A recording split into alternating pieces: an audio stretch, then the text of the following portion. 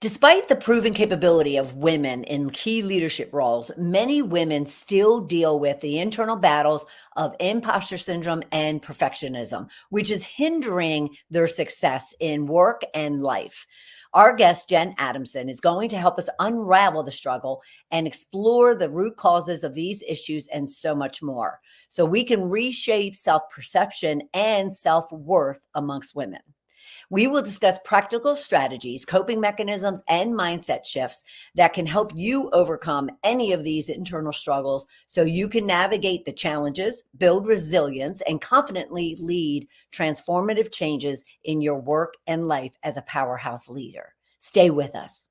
Welcome, welcome, welcome to Shedding the Corporate Bitch, the podcast that transforms female corporate executives into powerhouse leaders by showing them how to shed the challenges and overwhelm, along with any fear, insecurity, self-doubt, and negativity holding them back.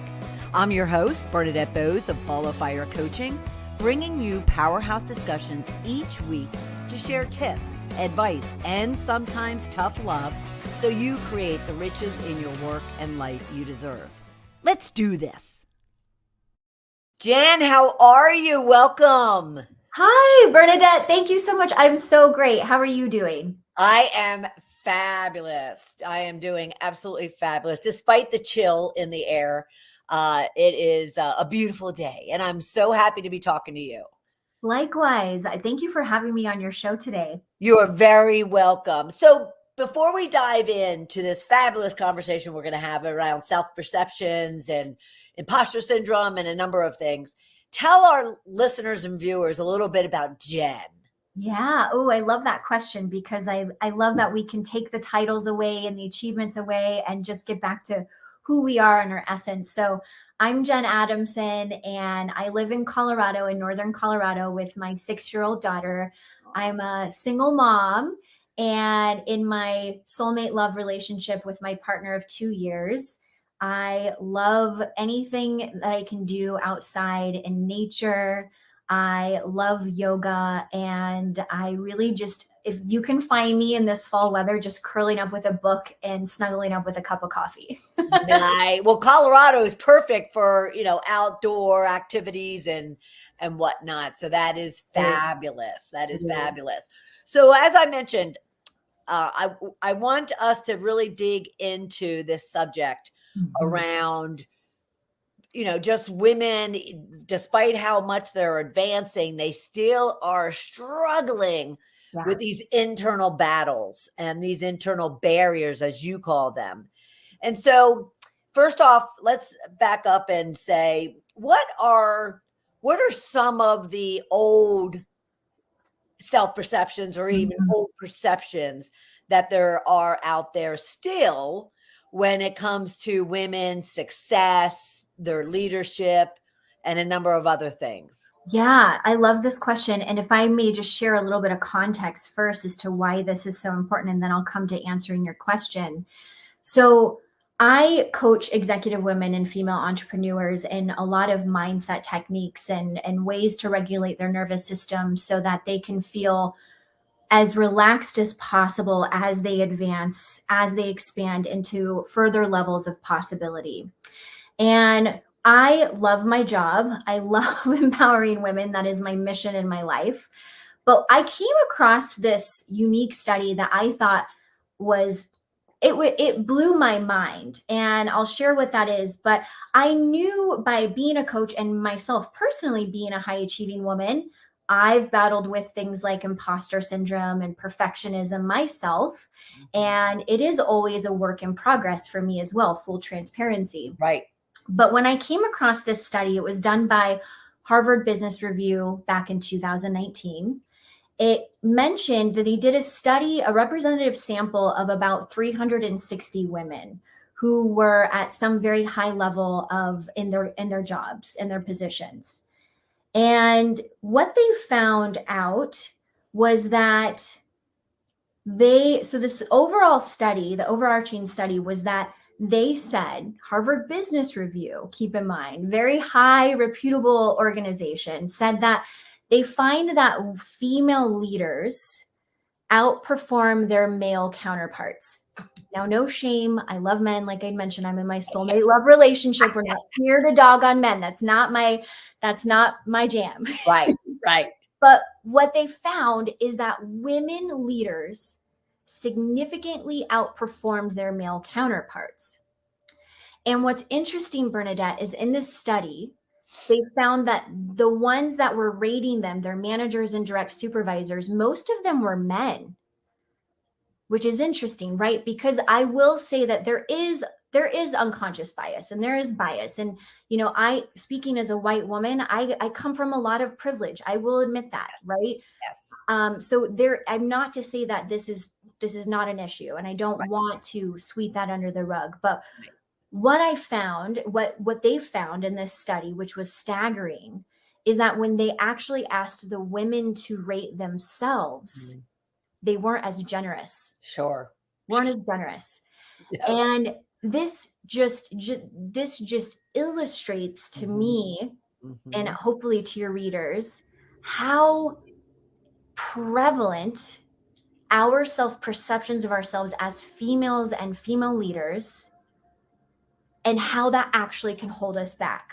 Right. Because if we see the proof right here that female leaders are really strong, we can outperform our male counterparts because we have amazing superpower qualities to ourselves that are easier to come by. Why are we then holding ourselves back? There is a statistic that only 4.9% of Fortune 500 companies are actually ran by a female CEO. And that number continues to decline around the world. Right. So what is holding us back? And so to go back to your question, I wanted to illustrate how this is so important and why this is such an important topic. Is the common things I see among my clients is that I'm not good enough, the fear of being found out, that I'm going to be a fraud, that they're going to find out that I'm a fraud, and that I should really, I'm inadequate or I don't belong. Those are very much the common narratives I see. And oftentimes I know this isn't just, this doesn't just happen in a vacuum. Right. And where do you think that's all stemming from? Ooh, yes. So let's just take some basic sociology 101. I read a book, this was about a decade ago, and I believe the title of the book was The Cinderella Effect. And I can't quote who the actual author was, but it was mind-blowing for me to realize that she had resources, all of these resources of studies, but the overall message of this book was that little boys and little girls are socialized differently. Sure. So oftentimes, and this is in the unconscious, this is oftentimes things that we say that we don't even realize that we're saying, or we might be carrying this energy towards until we actually talk about it. So they've done studies of how little boys and little girls are raised. And little boys are often said to be tough, be brave, don't cry, win the game. Little girls are often told, be careful, be nice, don't get hurt. Don't do that, you might get hurt. Quiet. Yeah. Quiet, keep the peace, right? So how can this not carry over into our lives many years down the road? It's really interesting. I actually caught myself saying this recently to my daughter as she was going across the monkey bars. I was like, oh, be careful. And I was like, you got this, girl. Keep going. You got this. Yeah. Yes, I absolutely agree. And yet I mean, this is kind of jumping to, the solution, so to speak. But if we were talking to, teenagers or young women just going into, the business world, and I have 22 nieces and nephews, and a good chunk of them are in that 22 to 28 year, and half of them, if not more, are girls, women. What could they be doing now that maybe some of us, at least some of us that are very seasoned, didn't necessarily focus on until we were later in our later in years. But, what are you seeing and what are you recommending even to women who have children like you? Yeah, I love this. So all sorts of ideas are coming to me, but the one thing I'll share, one of my formulas that I love to share with women is I call it's the 3 C's and the 5 C's. So really starting off with the 3 C's, which is consistency, courage, and compassion, and more specifically compassion towards ourselves, because we can be our harshest critic. Yes. So if we can use those three basic ingredients in life, flavor to your own liking, right? There's no one way to bake a cake. So these are just those three basic ingredients. As if you need the flour, the sugar, and the eggs for a cake, this is the same thing. And then you can add more things. Right. So it's the consistency, courage, and compassion. So first of all, anytime we want to make a significant change in our lives, we have to start focusing on the 1%.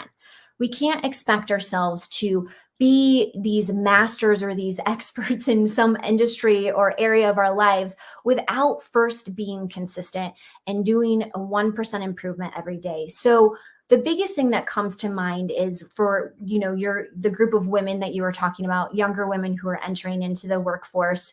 Self-esteem, I think, is a really big component to this, is having a strong sense of self. Understanding the unique skill sets that you bring to the table, even if you are coming at an intern or a junior level right now. Right. Understanding that you do belong. A lot of times, imposter syndrome is stemmed from this belief that we don't belong at the table, Yes. or that we don't have anything to contribute. So now I'm going to kind of yeah. speed it up forward, but I'm going to come back to the young women. But let's educate the young women. Why would what are you seeing, the women that are in their 40s, 50s, even 60s, very advanced, they've climbed the ladder. Yeah. They've climbed the ladder. So the young women in their 20s would be looking at them going, oh, they're not insecure. They don't have any, imposter syndrome effects. So what is it that has prevented them, apart from societal norms, because you would hope that they gain some confidence and some self-esteem over the years to where, they've overcome societal. Now it's just kind of internal. Yes. But why are they still struggling with that? I love this too. So I often see women in their late 30s, 40s, and 50s. They come to me because they're burnt out, because they've often been going and really hustling so hard to the point of trying to prove themselves. And now they're depleted in their energy and they're exhausted, and maybe at the expense of other things like their health, their relationships, right. And other things outside of the workforce. Right. But what I see so often is that, what tends to motivate women who come to me to work with me is that they still have that underlying, it's not enough, it's not enough, it's not enough. And that in a sense of the way has motivated them to be the high achieving women that they are. Yes. To trailblaze and to spearhead amazing things. But they're now done with that. They've realized that I'm tired of being motivated from something that really is quite depleting. Yes. How can we shift this? How can we shift this so that I actually can see and recognize that just by being me and by my life experience and through the achievements that I have brought to the table and the contributions that I've brought into the workplace, how can I just allow myself to be, and maybe not necessarily try so hard in proving, because you already have this proven track record. Right. Right. Right. So the quote that comes to me is, a rising tide lifts all ships. Yes. So it's oftentimes women who would then start to say, okay, how can I continue? I want to stay in another 10, maybe 5, 10, 15 years in the position, or a position similar to this before I retire. But how can I ease up a little bit, enjoy the journey a little bit more, and also uplift other people around me in the process? Yeah. And moving on from into the 3 C's, do they support the clients to get kind of that shift and that mindset in order to support that new, approach they're going to take. Yes.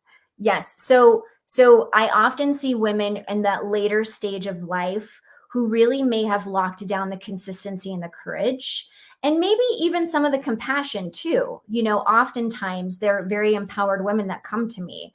But what I start to see is that they might be lacking two other C's, which are celebration and connection.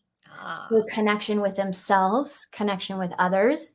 And are they allowing themselves to celebrate the point, the journey? Like, look how far you all have made it. Look how far. Look at this beautiful track record you've created and this legacy that you're leaving and you're continuing to leave. Are you allowing yourself to actually celebrate that? yeah. So now bringing it all together. Mhm. So I had you steered toward the younger women who you had mentioned, they just need to get to know themselves. They need Mhm. to get to know their talents and their skills and what they bring to the table and really build that self-esteem, you said, right? Mhm. Mhm. And then, the goal would be to carry that forward to when you reach that seasoned, level of your career, whether that's late 30s or more so 40s and 50s, then you are kind of tapping into helping others. Yes. So you can then go about it, appreciating it for yourself as opposed to for the hectic speed and demands of everyone else. That Absolutely. did You I now, understand? yes, beautiful, beautiful way to put it. Okay. Okay. Because I think it's important to ensure that there's a lot of lessons that the young can take from from the seasoned.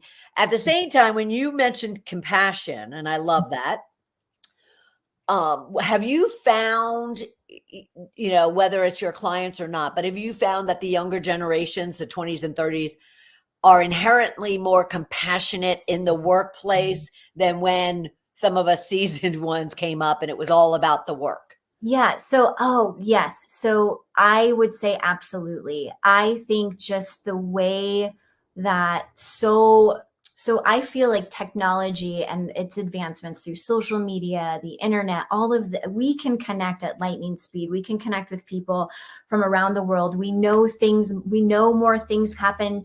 We know those instantaneously compared to even just when I had to go to a library to do a research paper and make copies with an encyclopedia, right? Sure, I didn't have the internet sure. when I was first starting school. Right. So I think that has allowed for us to also bring more of these important issues to light, acknowledging, some of these things like the unconscious bias and and how that portrays and how that carries into the work life. So I do see and I do notice a trend with my younger clients. There is a bit more of that compassion. There is a bit more of that empathy. And to even tie it in more, so one of the reasons why I strongly believe that women outperform men in leadership is our ability to empathize Yes. and our Yes. ability to connect and our ability to be collaborative as opposed to competitive, Correct. Correct. right?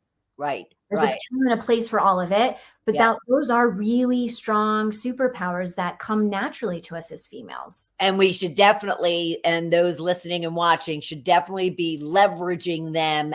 And I'll sometimes say exploit them Oh, because yeah. it's much stronger word for me than just kind of optimize and leverage.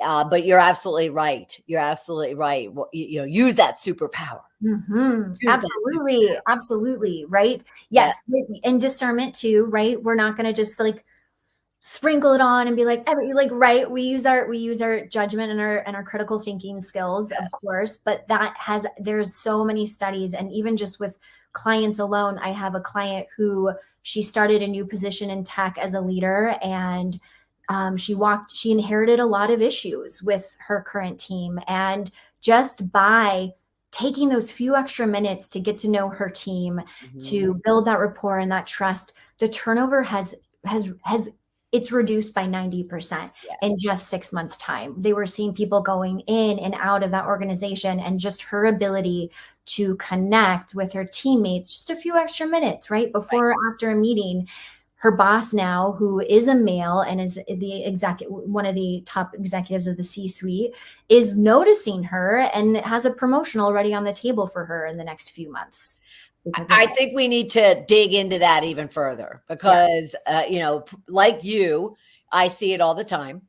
And therefore, when you say what you just said in regards to a leader should get to know their people, Mhm. I'll often get pushback, and I'd like to know if you do too. Well, it's work. It's not, I don't need to get to know them on a personal level. And this, is at the highest of levels. Sure. So when you say, spend some time getting to know your people because of all those benefits that you mentioned, what does that look like? What does that truly look like for people? Yeah. So I first want to preface by saying business is built on relationships. Mhm. Business is built on relationships. Mhm. Now, I understand there's a transactional piece, there's an exchange. Like if I am to make a sale with a client, there is an exchange of money for my services, and that applies to everything in the bottom line. In order to keep our businesses open, we have to have revenue coming in. So, yes, there is a transactional piece to it.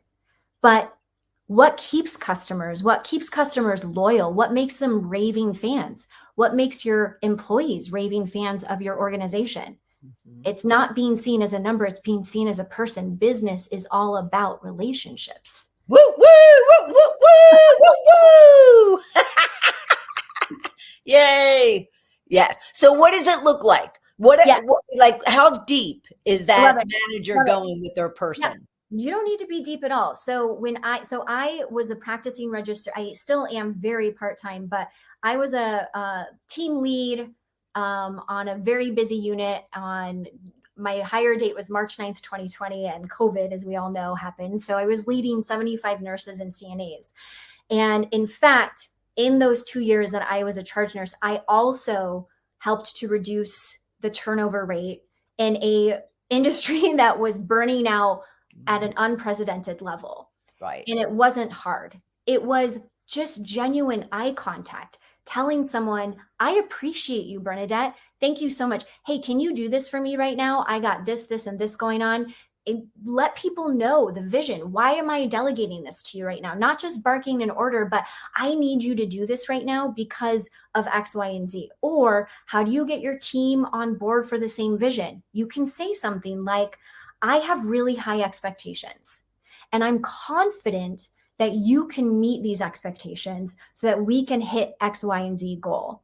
That, oh my gosh, that does something to the brain and it lights it up because you're seeing them and you're seeing their potential and their possibility. Right. You're not speaking to their weakness, you're speaking to their strength. Yes. It's so simple. It's taking a moment beforehand and asking people, how was your day? Or what are you grateful for? Or tell me a fun fact about yourself in 30 seconds or less. Yep. And then using those, and not just using them for face value, not doing it to because Jen is saying so, but really paying attention and taking a moment to, so down the road when you're like, hey, John, how are your kids? How's Susie's ice skating practice going? Exactly. Right?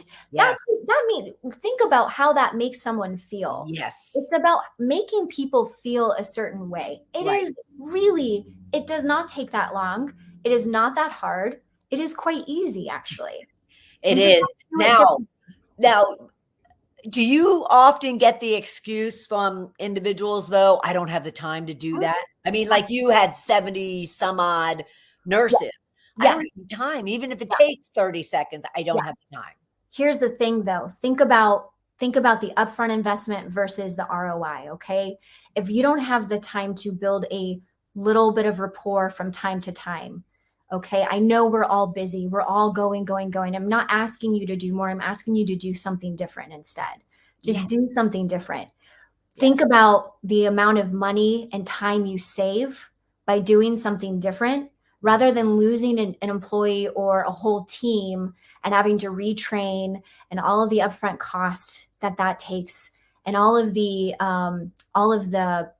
hardship that creates on the team and the business. I'm losing the word right now at the time.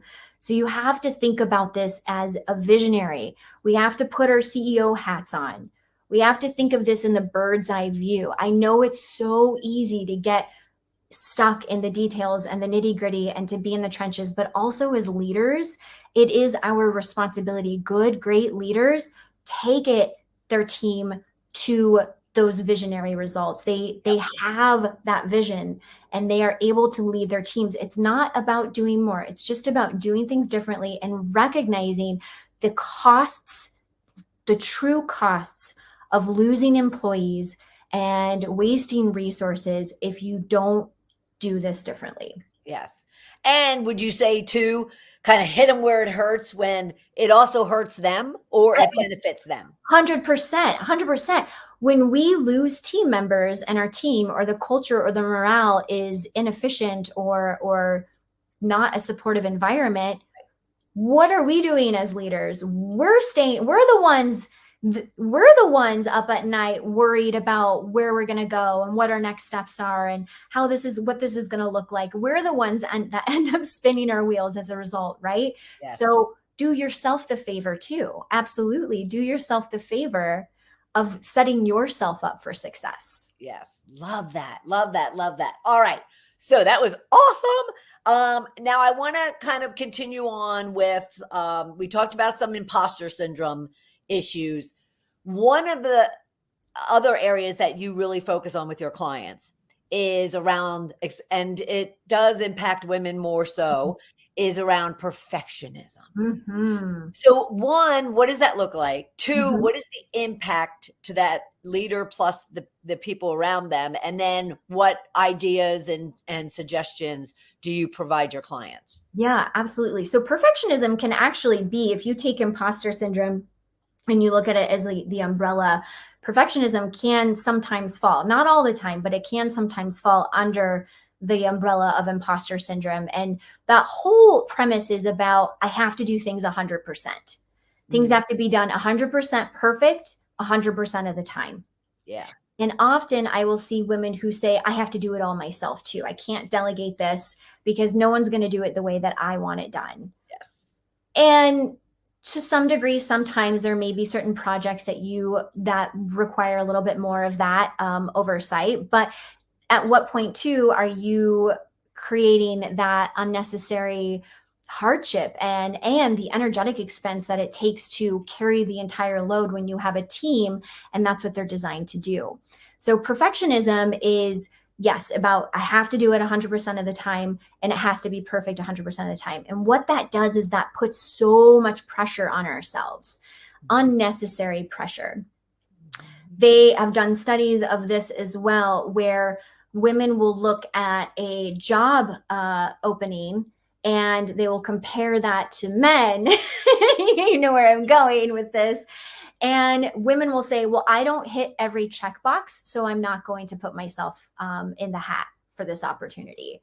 And what that ends up doing is it literally holds us back and keeps us from further advancement and further opportunities. So a tool that I love to use that was given to me a few years ago is, if you can be 70% there, it's enough.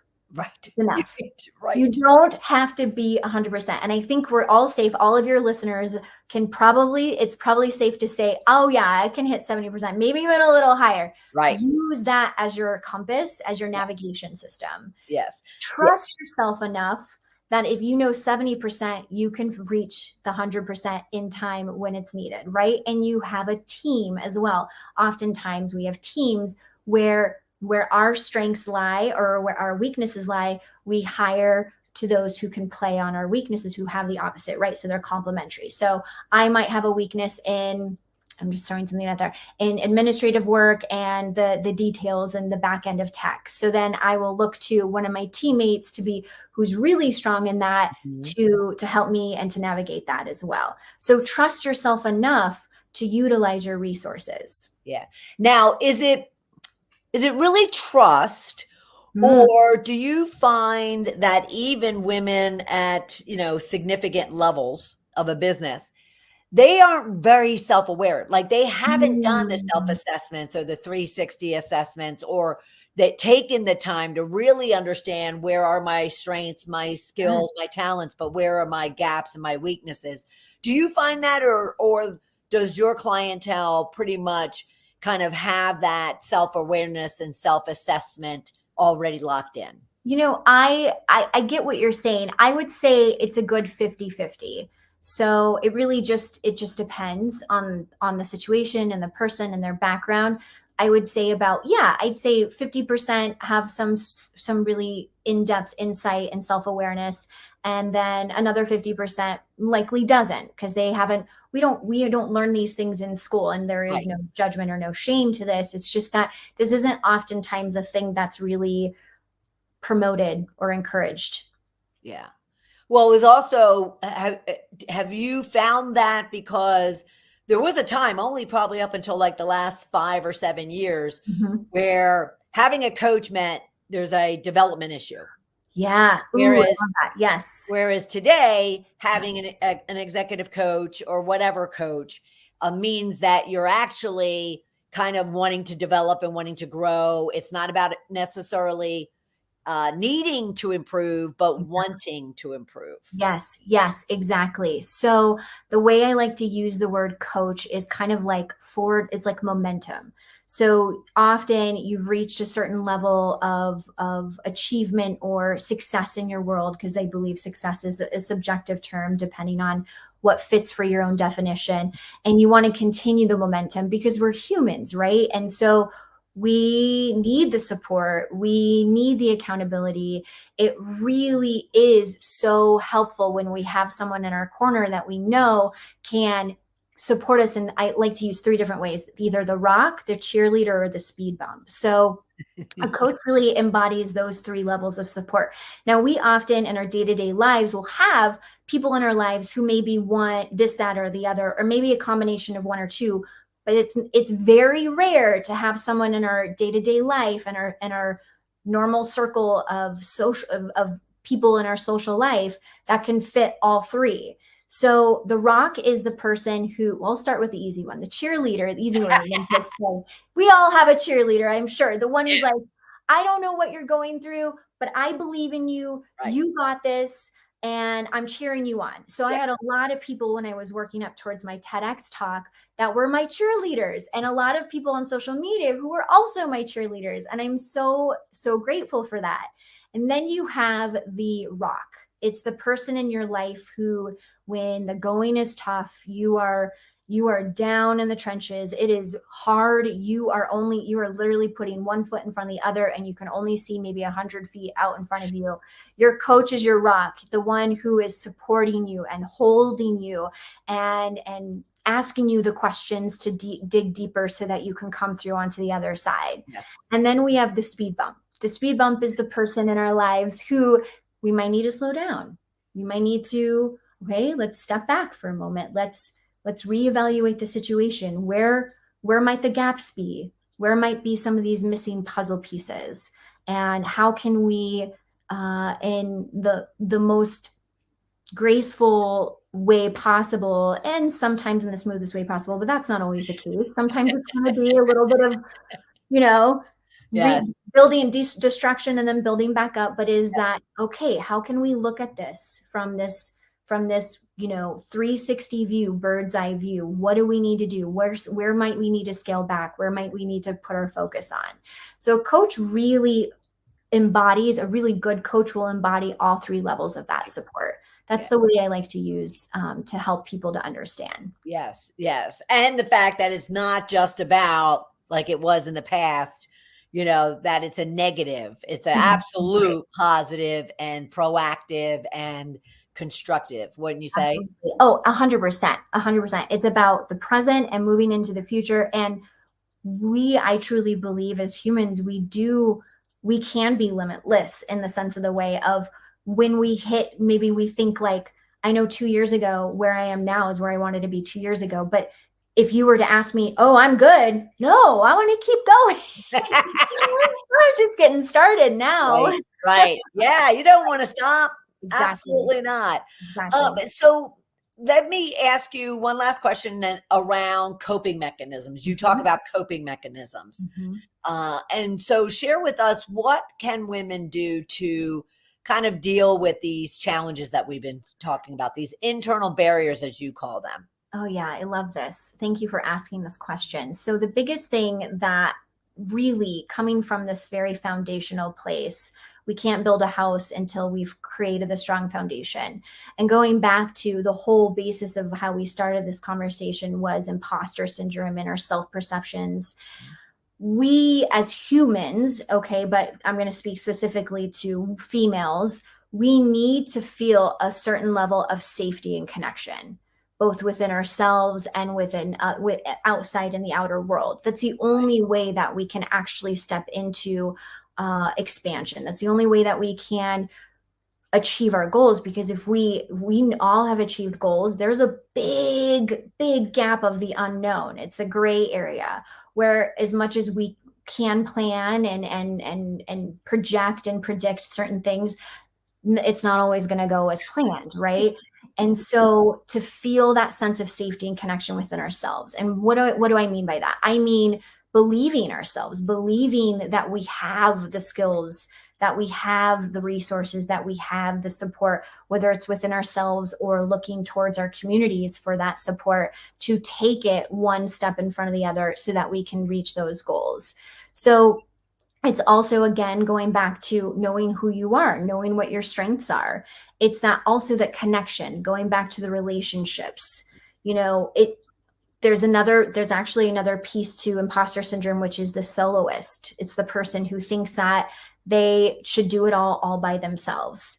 And although that is possible, one of my most favorite quotes, it's an African proverb. It says, if you want to go fast, go alone, but if you want to go far, go together. Yes, love that. And yes, yeah, me too. I love that quote so much. So it really is like that, to relate back to, it's that sense of safety and connection. So how can we do this? What are some tangible ways? Well, one is just checking in with yourself. I am a big proponent of seeking therapy. If you don't have a therapist, I say go and look for one right now. There's, again, just as like coaches used to be 10 years ago, there was a stigma.